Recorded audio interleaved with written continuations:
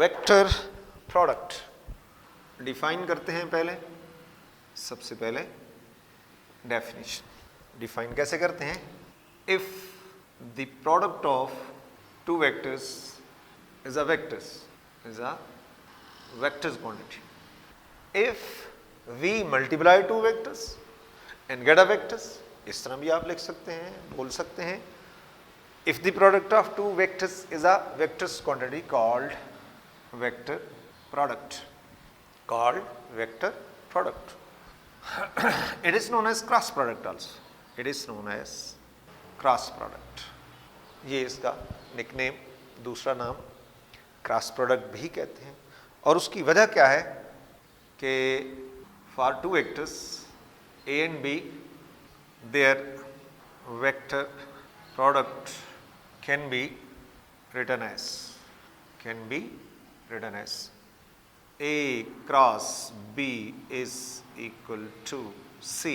लिखने के साथ साथ पढ़ने का अंदाज क्या है, इसे पढ़ेंगे A cross B is equal to C vectors, और C vectors is equal to A B sin theta और normal unit vectors. A B sin थीटा determines the magnitude and normal unit vectors, जैसे आपको यूनिट वेक्टर्स का बताया था आई जे के, तो इसी तरह ये भी एक नॉर्मल यूनिट वेक्टर है। और जैसा नाम है normal, perpendiculars to the plane containing A and B, A और बी जो प्लेन बना रहे होंगे, नॉर्मल यूनिट वेक्टर उस पे नॉर्मल होगा। मसलन ए और बी अगर एक्स वाई प्लेन बना रहे हैं तो नॉर्मल किधर जाएगा? जेड एक्सिस के लॉन्ग जाएगा। So this is what we call normal unit vectors. अब जो एग्जाम्पल्स हैं, सबसे पहले टॉर्क, ये हमने टॉपिक के तौर भी पढ़ा। टॉर्क सारी अभी पढ़ना है, बल्कि torque R cross F, torque is the cross product of position vectors and the force F. और इसको हमेशा इसी आर्डर में लिखना है, आर पहले एफ बाद में, कभी भी उसको रिवर्स नहीं लिख सकते, एफ क्रॉस आर नहीं लिख सकते, वो गलत हो गया। तो हमेशा आर क्रॉस एफ लिखा जाएगा। और एंगुलर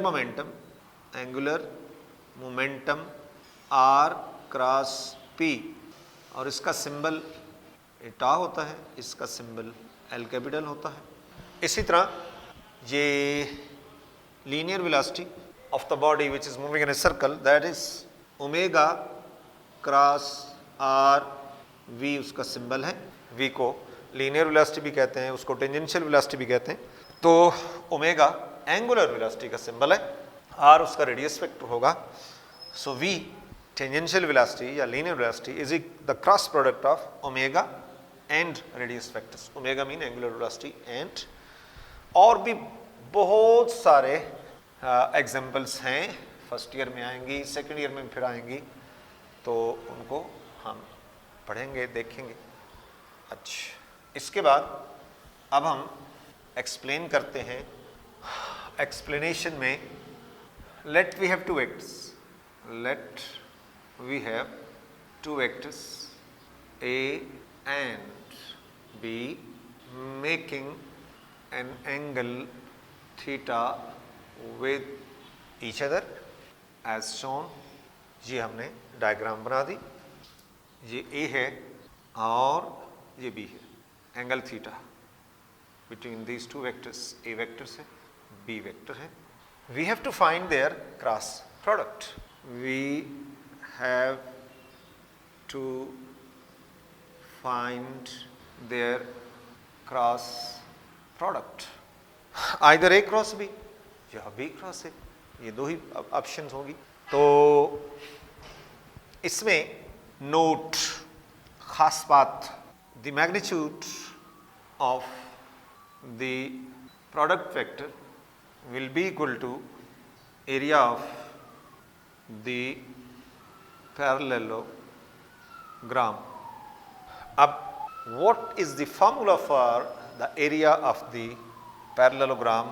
तो area of the parallelogram, ये सिंबल बना देता हूँ, ये सिंबॉलिक रिप्रेजेंटेशन है पैरेललोग्राम की, बराबर है base into height, base into height. तो अब इसमें सबसे पहले A cross B is equal to C के लिए देखते हैं, इसको सॉल्व कर रहे हैं। तो पहले तो बनाएंगे पैरेललोग्राम। A के पैरेलल ये साइड है और B के पैरेलल ये साइड हो गई। This is what we call parallelogram. Parallelogram में अपोजिट फेसेस बराबर होते हैं, A के बराबर ये है और B के बराबर ये है। पैरेललोग्राम और रेक्टेंगल में क्या डिफरेंस, वैवा का क्वेश्चन आ गया। रेक्टेंगल में हमेशा सारे एंगल 90 के होते हैं और पैरेललोग्राम में कोई भी एंगल 90 का नहीं होता, ये डिफरेंस होता है। ठीक है। हाइट नाम की चीज क्या है, इसके अंदर ये पैरेललोग्राम है, तो अगर मैं इस साइड को बेस मान रहा हूं तो बेस के अपोजिट जो सामने फेस है उनके दरमियान में जो वर्टिकल डिस्टेंस होगा, वर्टिकल डिस्टेंस याद रखें, मैं लफ्ज़ इस्तेमाल कर रहा हूं वर्टिकल डिस्टेंस, ये हाइट है और ये हाइट है। यहाँ भी देखें 90 का एंगल, यहाँ भी देखें 90 का एंगल, इधर भी 90 का एंगल, इधर भी 90 का एंगल। तो ये पहचान होती है कि हाइट अपोजिट फेसेस के दरमियान में जो वर्टिकल डिस्टेंस होगा वो हाइट कहलाता है। अब यहां से देखें तो ये राइट एंगल ट्रायंगल बन गई, ये 90 का एंगल है, 90 के अपोजिट हाइपोटेन्यूज, असल वेक्टर्स भी है, थीटा के अपोजिट परपेंडिकुलर है, थर्ड साइड बेस है।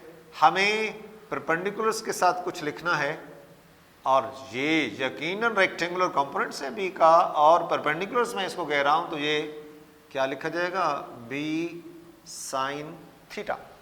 हाइट बराबर है B sine theta.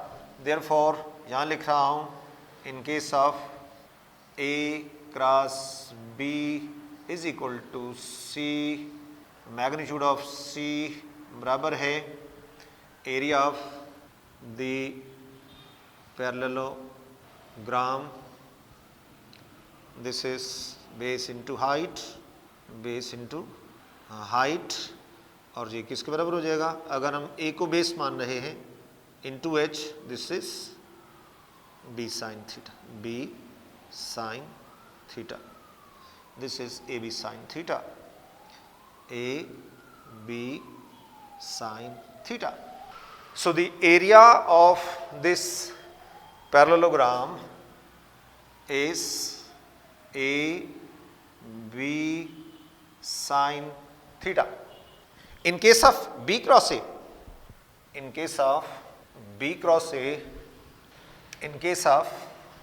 in case of B cross A is equal to C dash, तो C डैश की मैग्नीट्यूड क्या है, area of the parallelogram, and this is, हम चूंकि ऑलरेडी निकाल चुके हैं, यही पैरेललोग्राम है, फर्क सिर्फ यह है कि इसमें हमने B फर्स्ट वेक्टर ले लिया है और A सेकंड वेक्टर ले लिया है, so that makes no difference.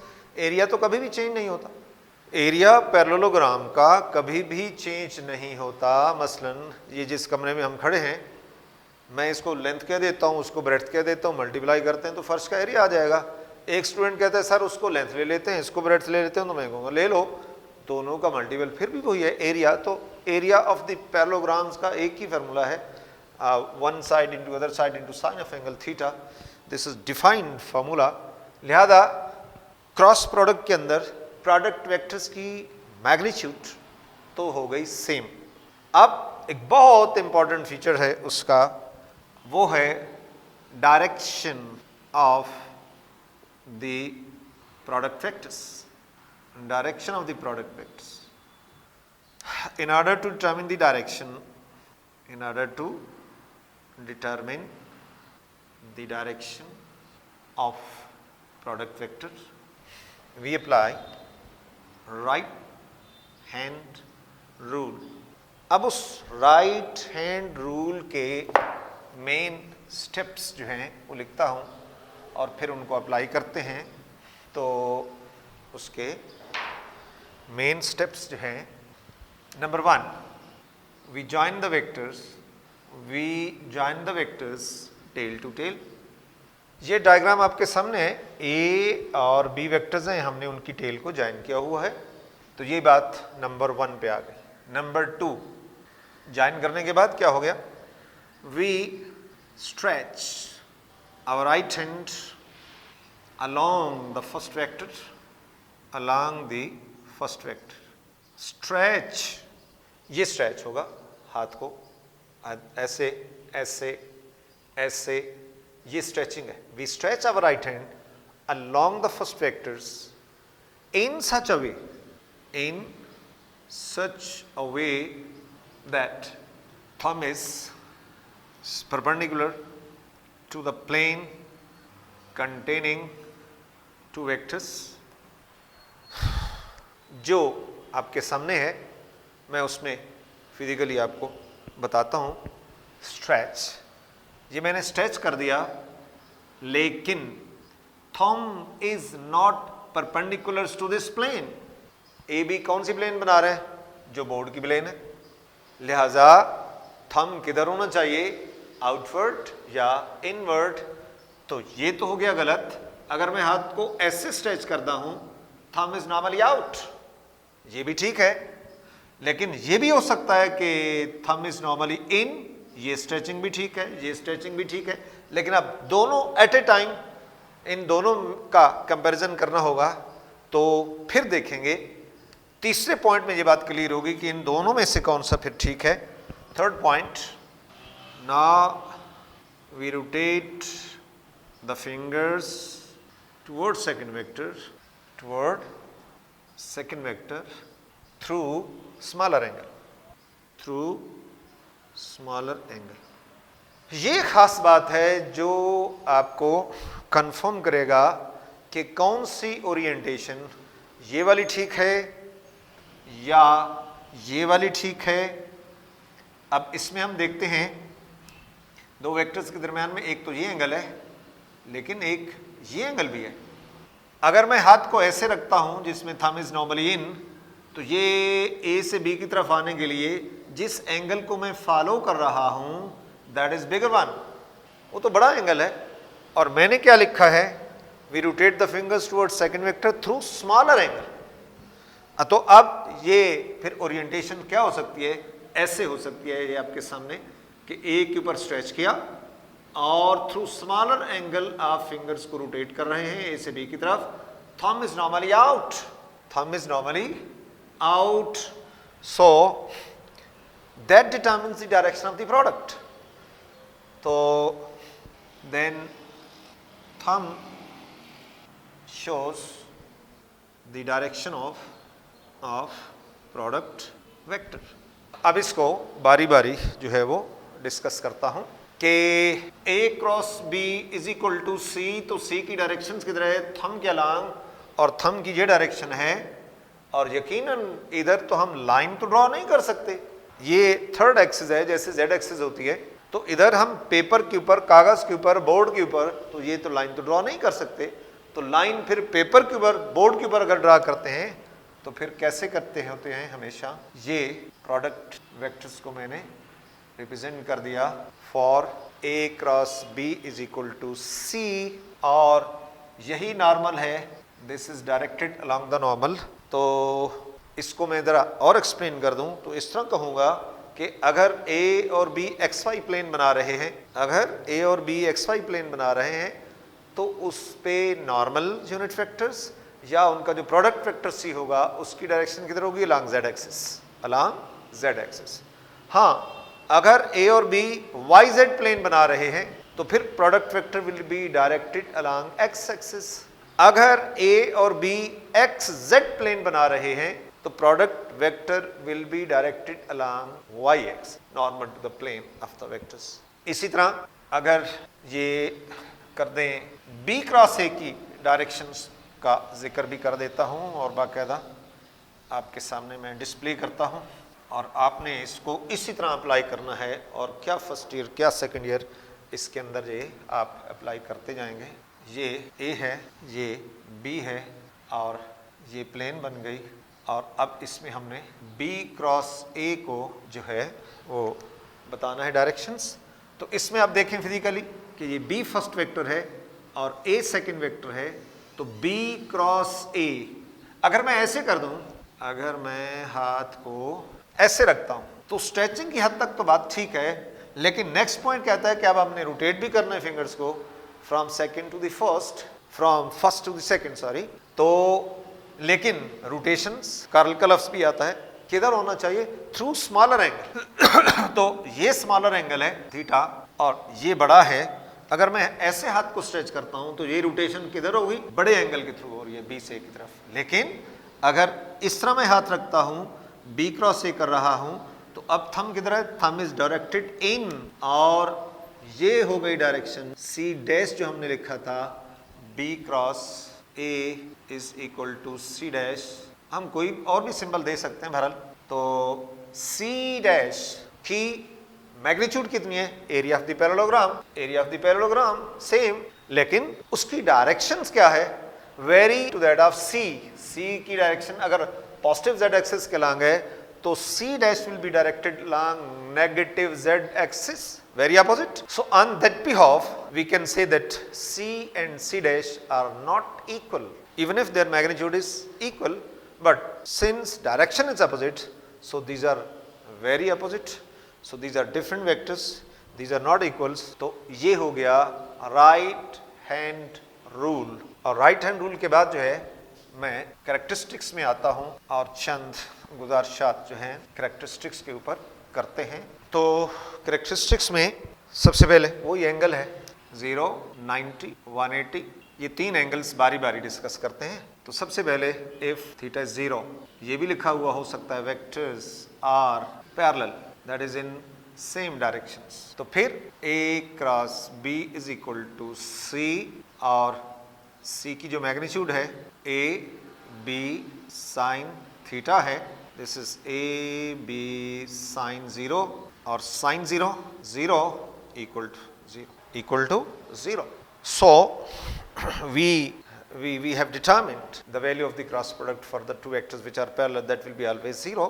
और इसका रिवर्स फिक्रा भी याद रखना है कि जब कभी क्रॉस प्रोडक्ट की वैल्यू 0 आ रही है तो इसका मतलब है कि vectors are parallel, vectors are parallel. अगर थीटा 90 है, vectors are perpendiculars.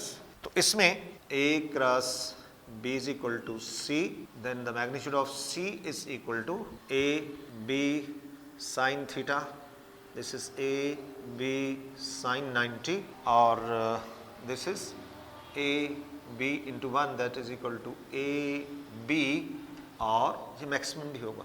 So for the vectors which are perpendicular, their cross product, magnitude of the cross product will be maximum. For the vectors which are perpendiculars to each other, value of the cross product will be maximum. इसका एक reverse फिक्रा याद रखें कि जहां कहीं आपको पता चलता है कि magnitude of the product vector is maximum, it means the vectors are perpendiculars. वो वेक्टर जो मल्टीप्लाई हुए हैं, जिनका प्रोडक्ट हम देख रहे हैं कि उसकी वैल्यू मैक्सिमम है, तो इसका मतलब है कि वो वेक्टर जो मल्टीप्लाई हुए हैं these are perpendiculars. और तीसरी ऑप्शंस क्या है कि थीटा जो है 180 है, इसके लिए anti parallel, vectors are anti parallels, vectors are. तो अब A cross B is equal to C, तो C की जो मैग्नीट्यूड है that is A B sine theta, this is A B sine 180, sine 180।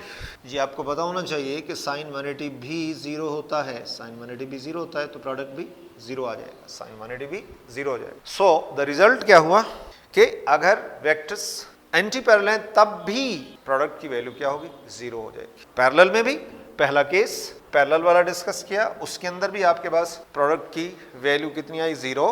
और अगर थर्ड ऑप्शन में है एंटी पैरेलल हैं वेक्टर्स, 180 का एंगल बना रहे हैं, तब भी प्रोडक्ट 0 है। और इस तरह हाँ, ये दो ऑप्शंस हमेशा याद रखना। तो इसका मतलब है ये कॉमन फीचर्स क्या है कि वेक्टर्स पैरेलल हों या एंटी पैरेलल हों, दोनों केसेस के अंदर उनका जो क्रॉस प्रोडक्ट की वैल्यू होगी वो 0 होगी। और जब कभी वेक्टर्स परपेंडिकुलर होंगे तो उनके क्रॉस प्रोडक्ट की वैल्यू मैक्सिमम होगी। ठीक हो गया? Just multiple of the two, maximum भी just multiple of the two. और आखिर में लास्ट की बात करते हैं, और उसमें लास्ट में commutative law. commutative law. Cross product does not follow the commutative law. That is, A cross B is not equal to B cross A. आपको ऑलरेडी बता चुका हूं कि इसकी क्या वजह है कि जो वेक्टर्स, प्रोडक्ट वेक्टर्स होते हैं वो अपोजिट इन डायरेक्शंस की वजह से. दूसरे नंबर पे डिस्ट्रीब्यूटिव लॉ है, और डिस्ट्रीब्यूटिव लॉ इसके लिए क्या लिखेंगे? Cross product follows the distributive law that is A cross B plus C is equal to A cross B plus A cross C. Okay.